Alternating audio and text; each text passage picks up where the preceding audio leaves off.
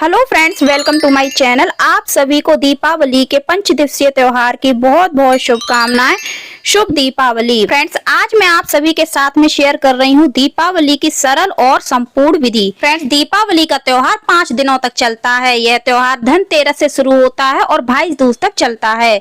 इसके अलावा फ्रेंड्स, दीपावली की पूजा साल की सबसे बड़ी पूजा होती है। इस दिन माता लक्ष्मी का हमारे घर में आगमन होता है और भगवान गणेश जी हमारे घर में रिद्धि सिद्धि लेकर के घर में प्रवेश करते हैं। तो फ्रेंड्स, चलिए वीडियो स्टार्ट करते हैं। सबसे पहले तो जहाँ भी हम माता लक्ष्मी की पूजा करेंगे उस जगह को अच्छे से साफ कर लेंगे। आप चाहे तो चौक भी पूर सकते हैं, उसके ऊपर हम चौकी लगाएंगे। चौकी पर आप लाल या पीला वस्त्र बिछा लीजिए। और फ्रेंड्स, आज के दिन हम माता लक्ष्मी और गणेश जी की मिट्टी की मूर्तियां लाते हैं। उनको हम चौकी पर अक्षत का या फिर पुष्पों का आसन दे करके विराजित कर लेंगे। इसके बाद फ्रेंड्स, हम कलश की स्थापना करेंगे। फ्रेंड्स, कलश की स्थापना ऑप्शनल है। चूंकि वर्ष की सबसे बड़ी पूजा होती है तो हमें कलश की स्थापना करनी चाहिए, लेकिन अगर आप नहीं करना चाहते हैं तो आप इसको स्किप भी कर सकते हैं। तो कलश की स्थापना करने के लिए हम तांबे का, मिट्टी का या फिर पीतल का कलश ले लेंगे। कलश के कंठ पर मौली जरूर बांध लेंगे। उसके बाद हम रोली या फिर कुमकुम से स्वास्तिक बना लेंगे। कलश को हम कंठ तक शुद्ध जल से भर देंगे, उसमें थोड़ा सा गंगा जल मिलाएंगे। उसके बाद हम इसमें हल्दी की गांठ डालेंगे, सुपारी डालेंगे। इसके अलावा इसमें हम एक सिक्का डालेंगे, जो कि बेसिक चीजें होती है और कलश की स्थापना में, सभी कलश स्थापना में ये चीजें डाली जाती हैं। इसके अलावा चूंकि आज लक्ष्मी जी की पूजा करेंगे तो हम इसमें कमलगट्टा और कौड़ी भी डाल देंगे। थोड़े से अक्षत रोली डालेंगे और पुष्प डाल देंगे। इस प्रकार से हम आज के दिन लक्ष्मी कलश की स्थापना करेंगे। आप चाहे तो इसमें गोमती चक्र भी डाल सकते हैं। उसके बाद हम कलश के मुख पर पंच पल्लव लगाएंगे। अगर आपको आम के पत्ते मिल जाते हैं तो आप आम के पत्ते लगा लें, नहीं तो आप अशोक के पत्ते भी लगा सकते हैं या फिर पान के पत्ते भी लगा सकते हैं। कलश के मुख पर अनाज से भरा हुआ पूर्ण पात्र रखेंगे। अनाज के रूप में आप गेहूं, जौ या फिर बाजरे का भी प्रयोग कर सकते हैं। अगर आप अक्षत का प्रयोग कर रहे हैं तो ध्यान रखें टूटे हुए नहीं होने चाहिए। इसके बाद हम एक पानी वाला नारियल लेंगे, उस पर वस्त्र रूप में मौली लपेट लेंगे और नारियल का मुख अपनी ओर रखते हुए, जैसे कि मैं आपको दिखा रही हूँ, जहाँ से नारियल काटा जाता है उसे हम अपनी तरफ रखते हुए यानी सामने की तरफ रखते हुए कलश पर विराजित कर देंगे। फ्रेंड्स, जिधर नारियल की नोक होती है वह नारियल का मुख नहीं होता है। इसके बाद फ्रेंड्स, हम चौकी पर अनाज से अष्टदल कमल बनाएंगे। आप चाहे तो अनाज की ढेरी भी रख सकते हैं। फ्रेंड्स, दीपावली के दिन हमें अपने घर को अच्छे से साफ करना चाहिए, बल्कि पहले से ही साफ कर लेना चाहिए। घर को फूलों से सजाना चाहिए। आप बंदरवाल लगा सकते हैं आम के या फिर अशोक के पत्ते की। आज के दिन आपको जरूर बंदरवाल लगानी चाहिए। इसके अलावा आप लाइटों से घर को सजा सकते हैं। नए और साफ सुथरे वस्त्र पहनना चाहिए, तब हमें दीपावली का पूजन करना चाहिए। नए वस्त्र नहीं है तो कोई बात नहीं, आपको साफ सुथरे वस्त्र जरूर पहनने चाहिए। और फ्रेंड्स, आज के दिन घर के सभी सदस्यों को मिलकर एक साथ दीपावली का पूजन करना चाहिए। लेकिन किसी कारणवश अगर आप अकेले हैं तो कर सकते हैं, लेकिन अगर हो सके तो आज के दिन सभी सदस्यों को मिलकर ही पूजन करना चाहिए। अब फ्रेंड्स, कलश स्थापना के बाद हम माता के सामने एक बड़ा दीपक प्रज्वलित करेंगे। फ्रेंड्स, यह दीपक सरसों के तेल का जलाया जाता है। इसके साथ ही यह फ्रेंड्स लंबी बाती का यह दीपक होता है और रात भर यह दीपक प्रज्वलित रहना चाहिए। इसके साथ ही फ्रेंड्स, आज के दिन हमारी धन संपत्ति की पूजा की जाती है। अगर आप आज के दिन कोई सोने चांदी का सामान लाते हैं तो उसका आज के दिन पूजन करें। रुपए पैसे का पूजन करें। आप चाहे तो नए नोट की गड्डी ले सकते हैं, नहीं तो आप कोई भी आपके पास जो धन है उसकी पूजा कर सकते हैं। आज के दिन धन की पोटली का भी पूजन किया जाता है। बाद में यह धन की पोटली तिजोरी में रख ली जाती है। फ्रेंड्स, यह पोटली बहुत ही चमत्कारिक होती है। अब मैं आपको बता देती हूँ कि इस पोटली में क्या क्या होता है। तो फ्रेंड्स, इसमें एक होता है चांदी का सिक्का, जो भी हम दक्षिणा रखते हैं पूजा में, वो पूजन के बाद हम इसी पोटली में रख लेते हैं। इसके साथ ही 5 गोमती चक्र, 5 कौड़ी, 2 हल्दी की गांठ, 5 कमलगट्टे, 5 इलायची, 5 लौंगे।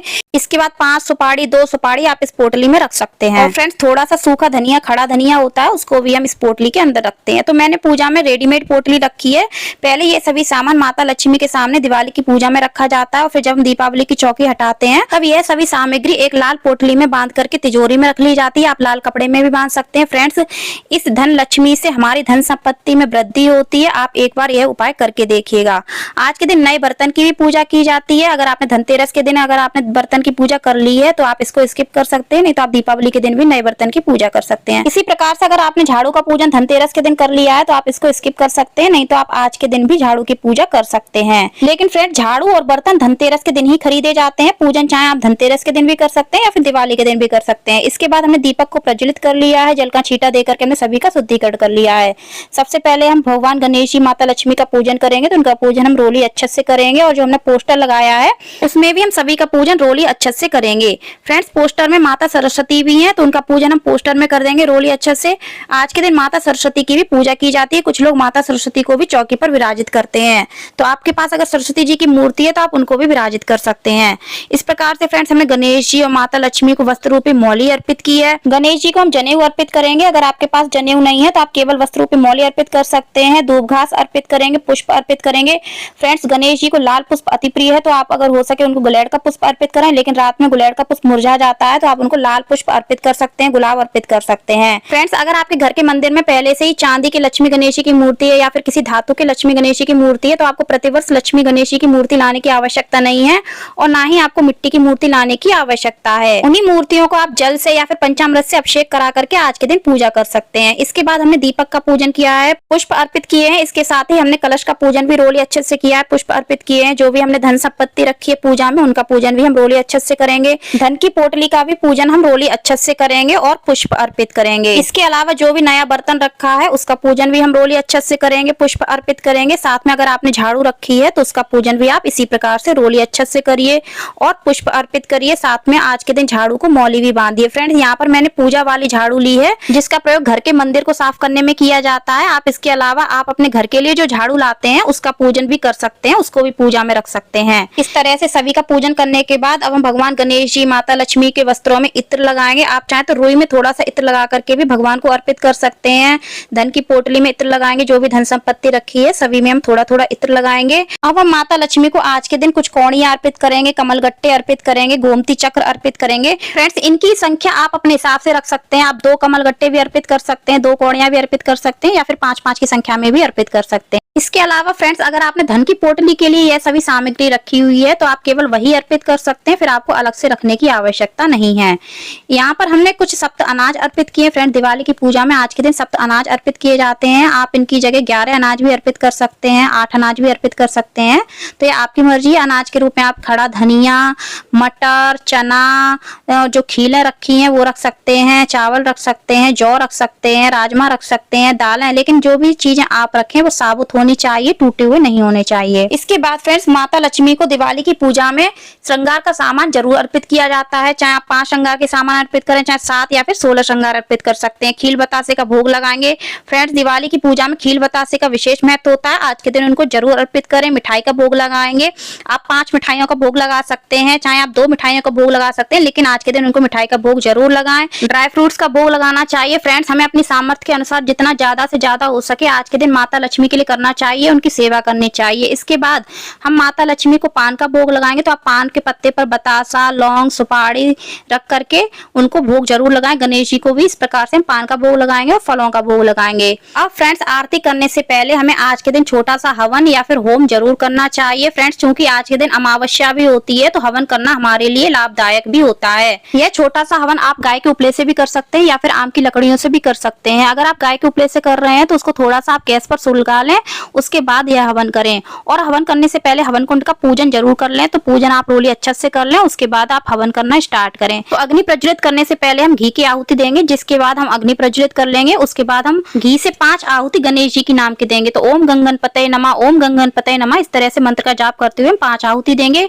उसके बाद आप माता लक्ष्मी के नाम की आहुति दे सकते हैं। तो यह धूप सामग्री से हमें आहुति देनी होती है और एक आहुति हम घी से अर्पित करेंगे। और फ्रेंड्स यह छोटा सा हवन घर के सभी सदस्यों को मिलकर एक साथ करना चाहिए और जिस भी भगवान की आप आहुति दे रहे हैं उनके मंत्र का जाप जरूर करना चाहिए। फ्रेंड्स माता लक्ष्मी के नाम से 5 आहुति देने के बाद आप प्रतिदिन जिन भी देवी देवताओं को पूजते हैं उनके नाम से भी आपको एक आहुति जरूर देनी चाहिए। साथ में आप अपने कुल के देवी देवता के नाम से आहुति जरूर दें।